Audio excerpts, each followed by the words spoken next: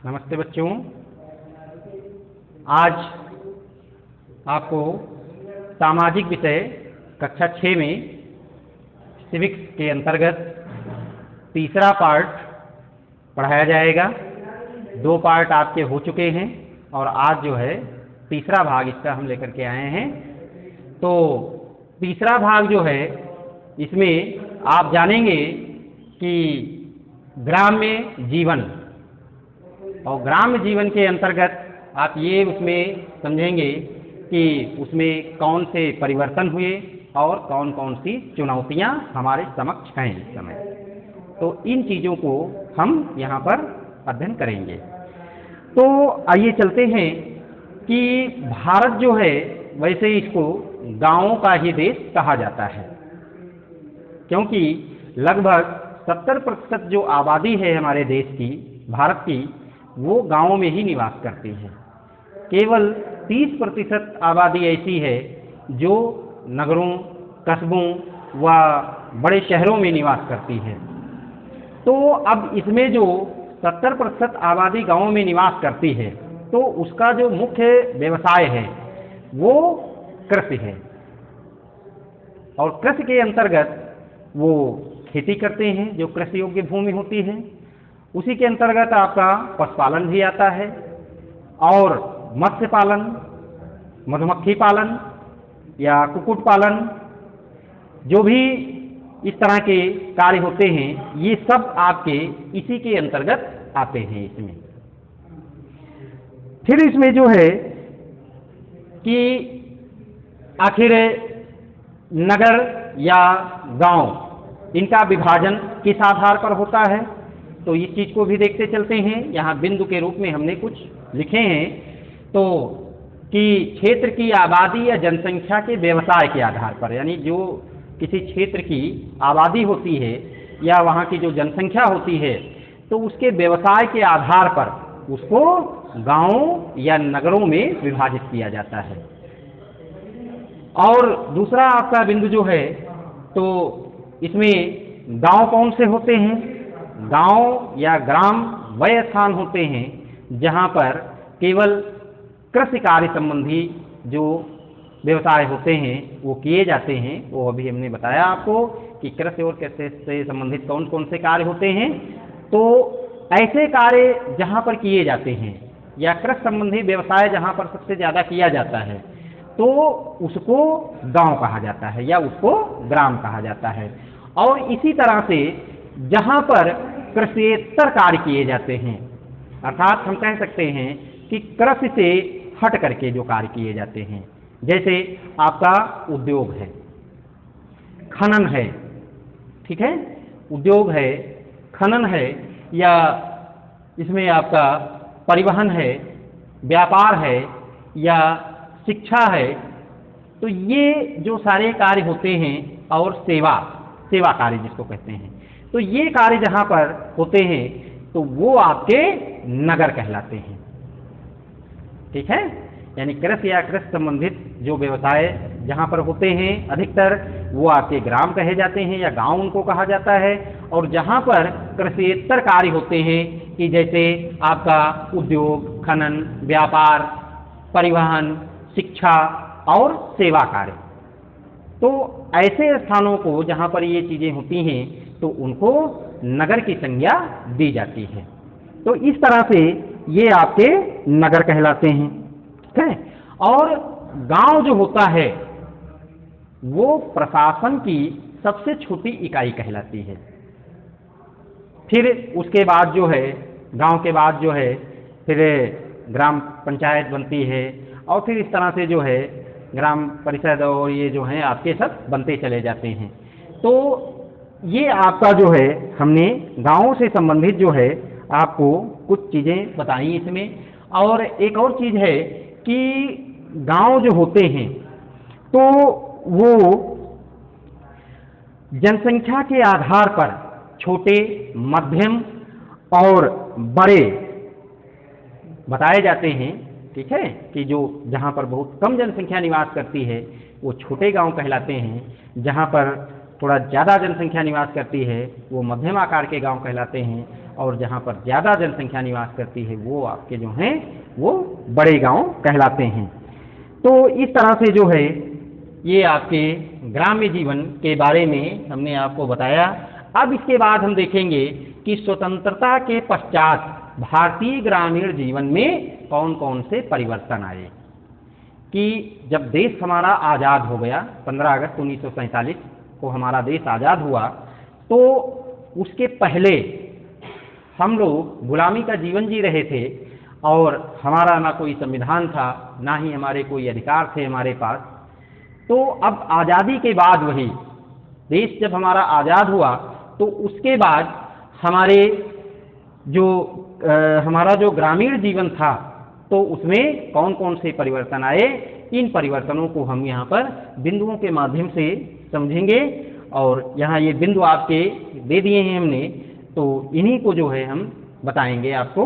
तो पहला इसमें जो बिंदु है वो है आपका कृषि। कि भारतीय जो गांव हैं तो यहाँ का जो मुख्य व्यवसाय है वो कृषि कार्य है। यहाँ की सबसे ज़्यादा जो जनसंख्या होती है वो आपकी कृषि कार्यों में ही संलग्न होती है। और कृषि कार्य में आपका खेती करने के साथ साथ मत्स्य पालन है, कुक्कुट पालन है, या मधुमक्खी पालन है, या रेशम के कीट पालन संबंधी जो व्यवसाय होता है, तो ये सारे कार्य जो है ये कृषि के अंतर्गत किए जाते हैं। अब यहाँ पर जो हैं तो चूंकि जो कृषि कार्य करते हैं तो उनको किसान की संज्ञा दी जाती है। और किसान जो होते हैं तो वो आपके छोटे किसान, मध्यम किसान या मझोले किसान उनको कहा जाता है, और बड़े किसान, 3 भागों में उन किसानों को विभाजित कर दिया गया है। तो छोटे किसान जो होते हैं तो उनके पास जो भूमि का हिस्सा होता है तो वो केवल उससे अपने भरण पोषण से संबंधित ही अनाज उगा पाते हैं। केवल उससे वो अपने भोजन के लिए जितनी ज़रूरत है उसी चीज़ को ये लोग वहाँ से प्राप्त कर पाते हैं। लेकिन मध्यम आकार के और बड़े किसान जो होते हैं तो इनके पास उपजाऊ भूमि का हिस्सा ज़्यादा होता है, तो इसलिए ये लोग जो होते हैं तो ये खाद्यान्न के अलावा भी ये लोग अनाज को बाजार में ले जा कर के बेचते हैं और उसके द्वारा ये लोग अतिरिक्त धन कमाते हैं। ये लोग खाद्यान्नों के अलावा, बड़े किसान जो होते हैं या मझोले किसान जो होते हैं, तो खाद्यान्नों के अलावा ये लोग नकदी फसलों को भी अपने खेतों में उगाते हैं। नकदी फसलें कौन सी होती हैं?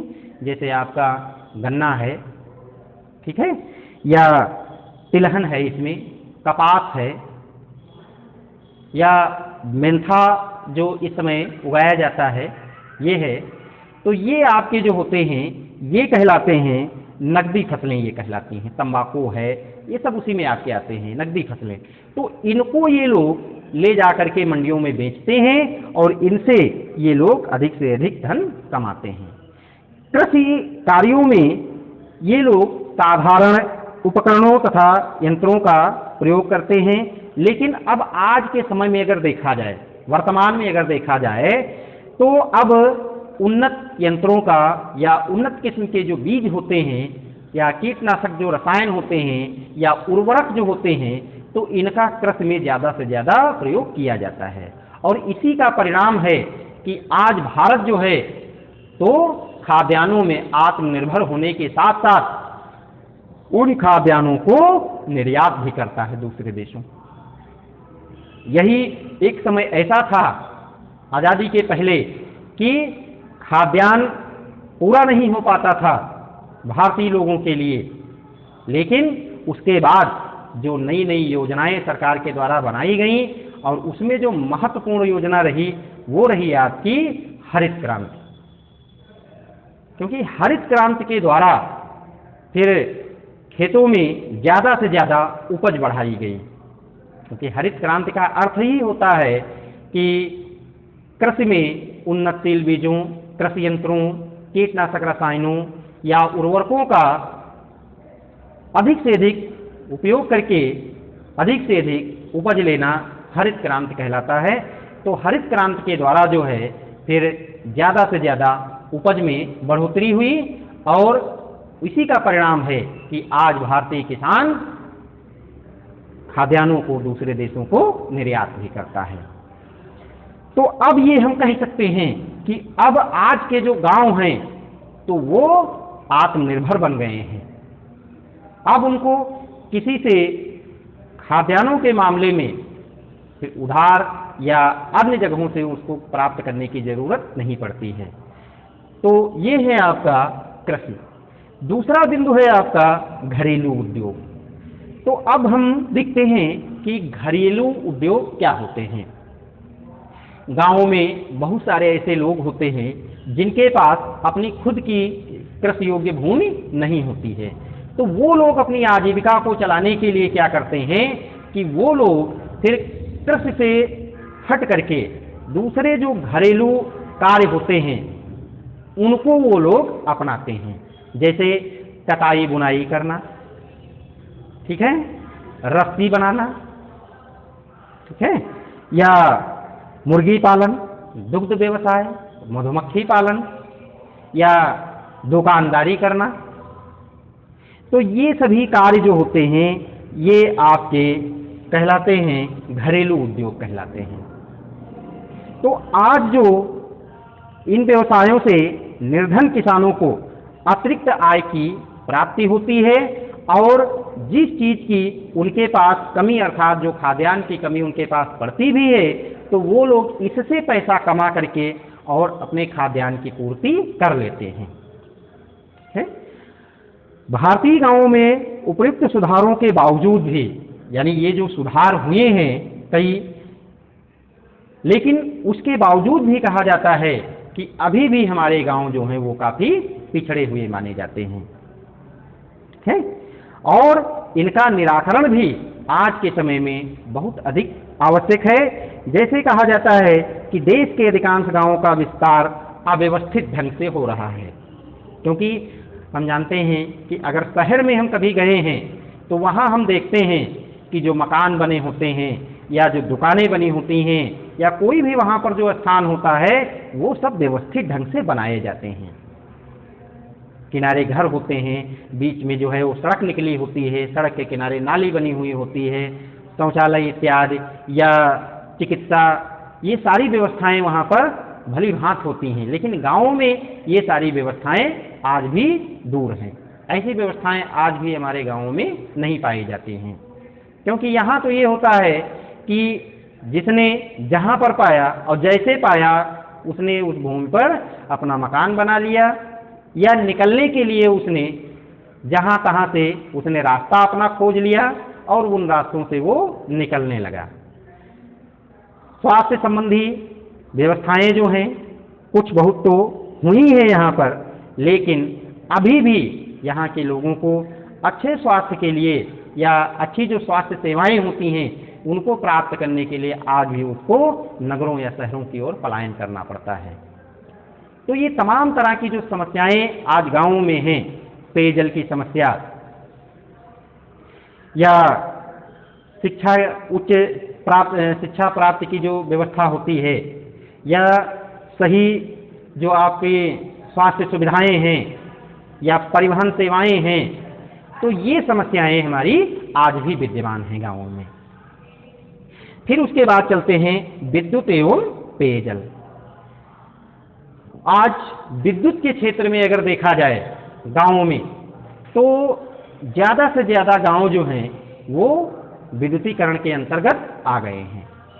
हमारे देश का एक हरियाणा राज्य है, तो हरियाणा राज्य में ऐसा कहा जाता है कि वहाँ पर 100% विद्युतीकरण हो चुका है वहाँ पर, और वहाँ ऐसा कोई गांव अब नहीं बचा है जहाँ पर बिजली का जो प्रकाश है वो नहीं पहुँच रहा है। लेकिन अन्य राज्यों में भी बिजली का तेजी से प्रसार हुआ है और हो भी रहा है। अब ज़्यादा से ज़्यादा गांव जो हैं वहाँ पर विद्युतीकरण हो गया है और इसके साथ साथ शुद्ध पेयजल की भी व्यवस्था वहाँ पर की जा रही है। कई ऐसे गांव हैं जहाँ पर आज के समय में जो पानी के टैंक होते हैं ये बनाए गए हैं वहाँ पर, तो जिससे वहाँ पर जो पानी की समस्याएं उत्पन्न हो रही थीं वो समस्याएं अब धीरे धीरे समाप्त हो रही हैं। अब गांवों के जो किसान हैं बिजली का उपयोग प्रकाश के साथ साथ सिंचाई कार्यों में या घरेलू कार्यों या कृषि उद्योगों में भी कर रहे हैं और उसके द्वारा जो है वो ज़्यादा से ज़्यादा लाभ प्राप्त कर रहे हैं। यही नहीं, अब गांवों में बायोगैस संयंत्र ये भी स्थापित किए जा रहे हैं और इनके द्वारा भी जो है हमें ऊर्जा की प्राप्ति हो रही है और उनसे जो है हम अपने कार्यों को संचालित कर रहे हैं। फिर इसके बाद जो है आपका चौथा बिंदु है वो है स्वास्थ्य एवं चिकित्सा।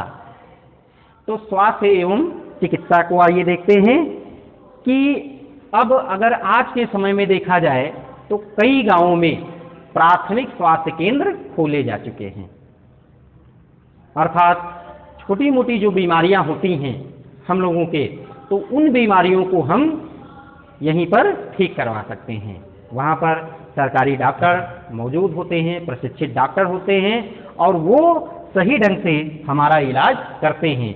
लेकिन एक समस्या अभी भी विद्यमान है कि अगर हमें किसी बड़ी बीमारी के लिए ज़रूरत पड़ती है तो आज भी हमको नगरों की ओर ही जाना पड़ता है। उसकी व्यवस्था अभी भी हमारे गांवों में नहीं हो पाई है। स्वास्थ्य सुविधाओं के प्रसार से ग्रामीण जनता के स्वास्थ्य में भी काफ़ी सुधार आया है।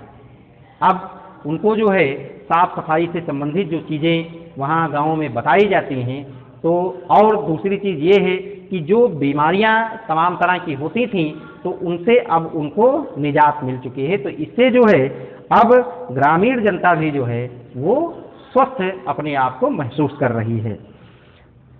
फिर इसके बाद शिक्षा के क्षेत्र में चलते हैं तो एक तरह से हम कह सकते हैं कि जो भारतीय गांव हैं तो ये नगरों की तुलना में आज भी कम शिक्षित माने जाते हैं यहाँ के लोग, क्योंकि यहाँ पर ज़्यादातर प्राथमिक विद्यालय या आपका माध्यमिक विद्यालय तक ही यहाँ पर ज़्यादातर शिक्षा मिल पाती है। लेकिन उच्च शिक्षा की प्राप्ति के लिए अभी भी लोगों को या बच्चों को शहरों में ही जाकर के उसको पूरा करना होता है। हालांकि शिक्षा का जो विस्तार है वो तेजी के साथ हो रहा है और ग्रामीण शिक्षा पर सबसे ज़्यादा सरकार फोकस दे रही है और इसी को देखते हुए उसने 14 वर्ष से कम आयु के जो बच्चे होते हैं उनको निःशुल्क शिक्षा प्रदान करने की योजना बनाई है और वो योजना आज ज़्यादातर कामगार हो रही है। उसमें बच्चों को फ्री शिक्षा दी जाती है और इसके साथ साथ उनको मिड डे मील अर्थात दोपहर का भोजन भी दिया जाता है, उनको ड्रेस दी जाती हैं, किताबें दी जाती हैं। ये सारा कार्य निःशुल्क होता है। तो इससे जो है सरकार जो है ग्रामीण शिक्षा पर ज़्यादा से ज़्यादा जोर दे रही है, लेकिन फिर भी ग्रामीण जो बच्चे हैं वो यहीं तक की शिक्षा प्राप्त करके रह जाते हैं और आगे की वो शिक्षा आज भी निर्धनता के कारण वो चाह करके भी आगे नहीं पहुंच पाते हैं।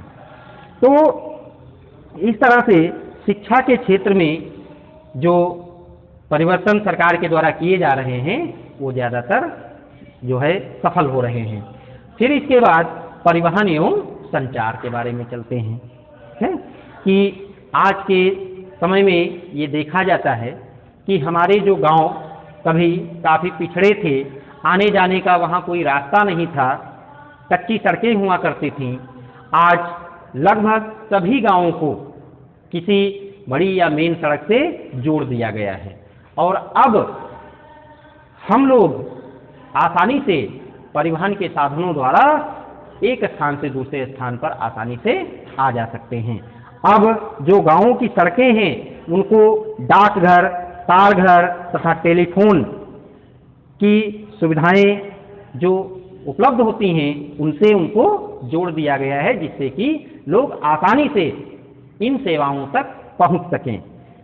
और इसके साथ साथ आज जो स्थल मार्ग का सबसे जो सस्ता और सुलभ जो यातायात का साधन है वो है रेलगाड़ी, तो उसको भी विकसित किया गया है और उसको सड़कों के माध्यम से गांवों को जोड़ा गया है, ताकि लोग परिवहन के अन्य साधनों द्वारा वो यहाँ तक आ सकें स्टेशन तक, और यहाँ से वो अपने गंतव्य के लिए रवाना हो सकें। तो इस तरह से जो ग्रामीण जीवन है, तो इसमें प्राचीन समय से लेकर के अब अगर देखा जाए तो काफी इसमें बदलाव देखने को मिलता है।